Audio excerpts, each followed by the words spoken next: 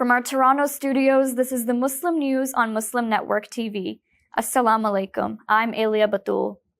A Palestinian activist and Columbia University graduate arrested by ICE. His legal residency revoked under Trump's executive order targeting pro-Palestinian students protesters. The full story coming up next. A top U.S. architectural body has canceled a journal issue on Palestine and fired its interim executive editor, citing rising risks. The Association of Collegiate Schools of Architecture, or ACSA, scrapped the fall 2025 edition of the Journal of Architectural Education. The canceled issue was set to explore Israel's genocide in Gaza and their impact on architecture and education. Palestinian scholar Nora Akawi and other editors condemned the decision, accusing the ACSA of censorship. The association said threats, legal concerns, and financial risks forced the decision. The ACSA board warned risks had significantly increased due to new actions against supporters of Palestine by the Trump administration and state-level measures. It claimed these actions made publishing the issue more dangerous. Interim executive editor McLean Clutter was dismissed the same day. He says he was fired for opposing the cancellation. Clutter called the move a violation of academic freedom. The ACSA insists its decision was for safety, not politics. A Hindu temple in Southern California has been vandalized with anti-Indian graffiti, sparking a police investigation. The BAPS Sri Swaminarayan Mandir in Chino Hills was defaced with political messages on Sunday. The San Bernardino County Sheriff's Office has launched a probe to find those responsible. Graffiti on the temple included offensive remarks against Indian Prime Minister Narendra Modi, the name Hindustan. The vandalism comes less than 10 days after a similar attack on a BAPS temple in New York. Authorities are investigating whether the two incidents are linked. Hindu community members have expressed concern over vandalism targeting places of worship in the U.S. Warships from Iran, China, and Russia kicked off their annual joint exercises in the Gulf of Oman Monday. They showed off their military ties as U.S. President Donald Trump continues to upend long-standing Western alliances. Chinese state media reports that the Security Belt 2025 drills near the Iranian port of Chabahar is the fifth joint naval exercise Iran, China, and Russia have held since 2019. Analysts have long seen the drills as a demonstration of the growing partnership among the three authoritarian powers as they seek to counterbalance U.S. influence. They also are seen as a challenge to the Western-led global order. Meanwhile, Iran's supreme leader Ayatollah Ali Khamenei condemns the effort by unnamed bullying governments to make a deal over the program. Trump said he sent a letter last week asking the two leaders to negotiate over the Islamic Republic's nuclear program. Syrian security forces have arrested several leaders linked to remnants of the ousted regime of President Bashar al-Assad in Deir Ez-Zor province. Authorities accuse them of planning attacks on governments and security installations. A statement from the Provincial Security Department confirmed the arrests, but provided no further details. This follows a wave of violent attacks last Thursday in the coastal provinces of Latakia and Tartus, where Assad's loyalists targeted security patrols, checkpoints, and hospitals. The attacks have caused multiple casualties. Security and military forces have since launched a large-scale operation to track down those responsible, leading to intense clashes. In response to the escalating unrest, the Syrian presidency has announced an independent national commission to investigate the attacks. Former President Bashar al-Assad fled to Russia on December 8th, ending his nearly 25-year rule and his Ba'ath Party's 6-decade grip on power. The country's new leader, Ahmed al-Sharaa, was sworn in as transitional president on January 29th. Analysts say the latest developments underscore the ongoing instability in post-Assad Syria as security forces work to dismantle loyalist networks and prevent further violence. The Organization of Islamic Cooperation, or OIC, has rejected the forced displacement of Palestinians and endorsed an Arab-led Gaza reconstruction plan. At a special meeting in Jeddah, Saudi Arabia, OIC Secretary General Hussein Ibrahim Taha stressed support for Palestinians' right to remain on their land. He called for urgent global financial aid to implement the reconstruction plan first proposed at the Arab League summit in Cairo on March 4th. Taha condemned Israel's actions, warning against attempts to erase the Palestinian refugee issue. He urged immediate efforts for a lasting ceasefire, Israeli withdrawal, and unimpeded humanitarian aid. The meeting adopted Egypt's reconstruction proposal and appealed to the global community for financial backing. The OIC also called the international protection for Palestinians and stronger governance across Gaza, the West Bank, and East Jerusalem. The resolution emphasized the need for a political solution ensuring Palestinian statehood and stability. A Palestinian activist and Columbia University graduate arrested by ICE. His legal residency revoked under Trump's executive order targeting pro-Palestinian students protesters. Details come after the break.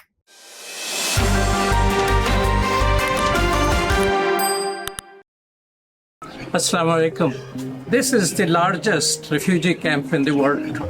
1 million people are sitting here, doing nothing essentially, cannot study, cannot have a living, and world has to give them, feed them bit by bit, little bit of food. I find children, all skinny children around me, and they are wondering what's our future. Since I came from America, they're asking me this question, what's the future for us? Please, join Burma Task Force. It's a coalition of 38 organizations. Support Burma Task Force, join Justice for All. Let's change the future for 1 million people sitting here in the world's largest refugee camp for 7 years. Join now.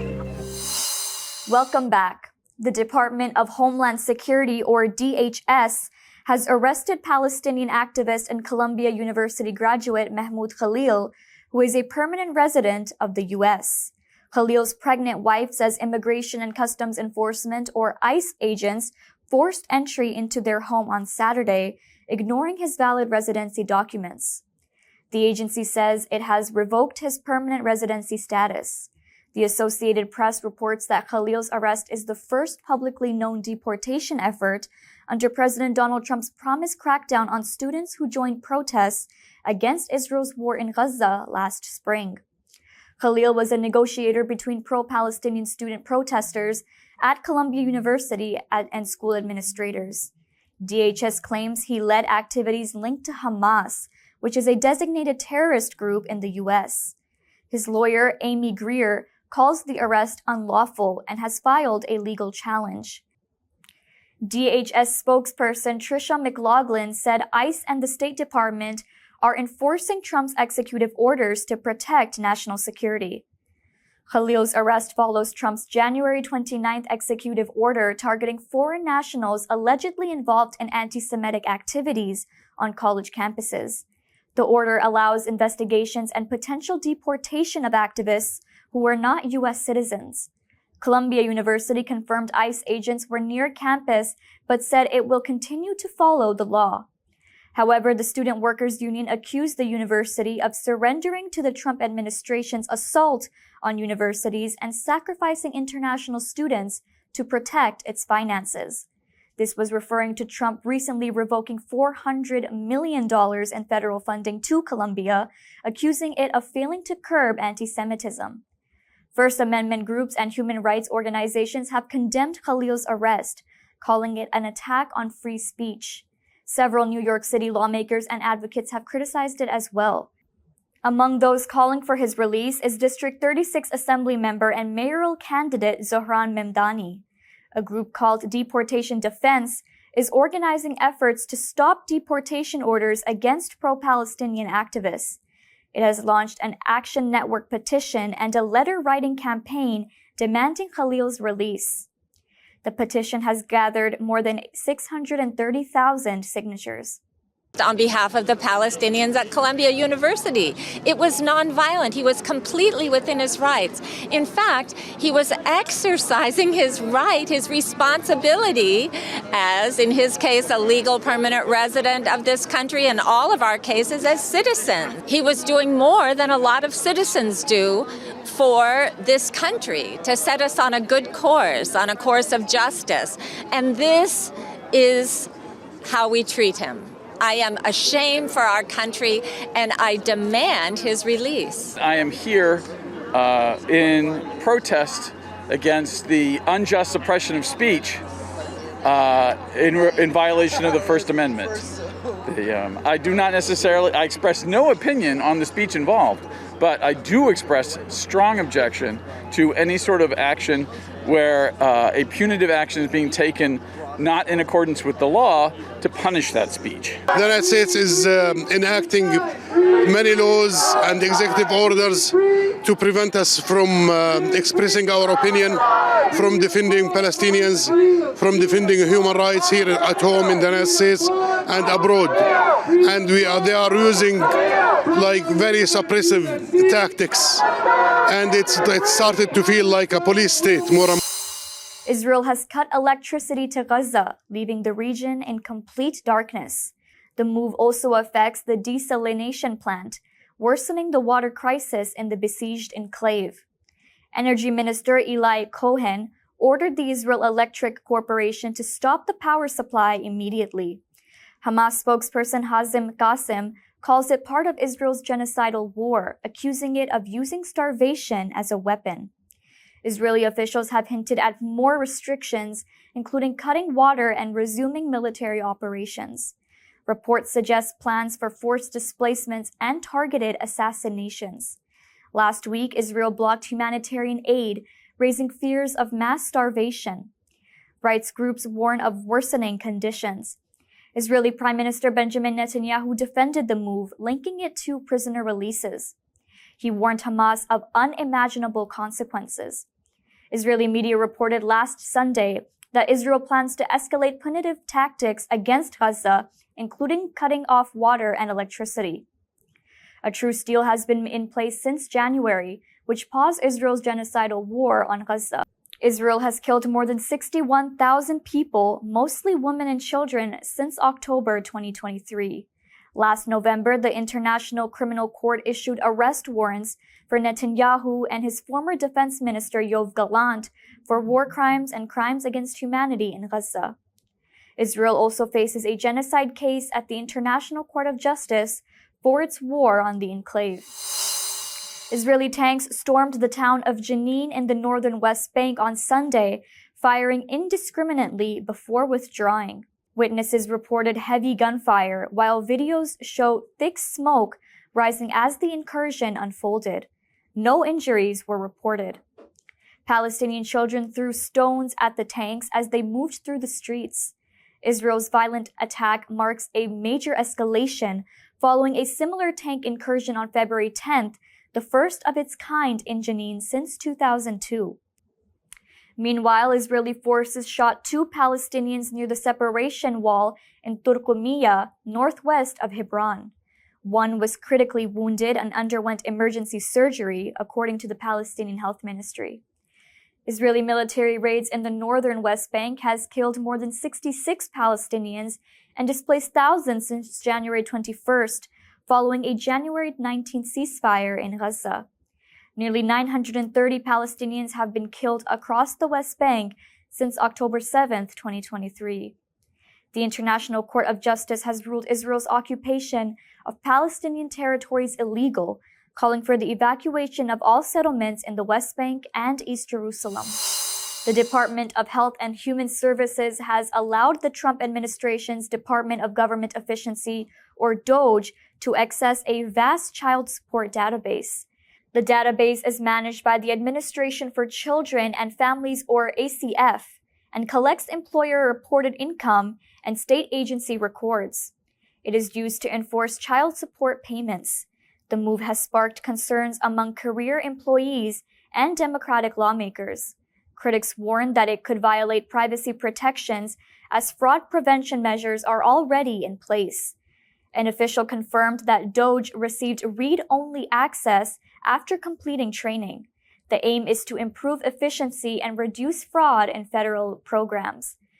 However, some IRS and HHS employees resisted the decision.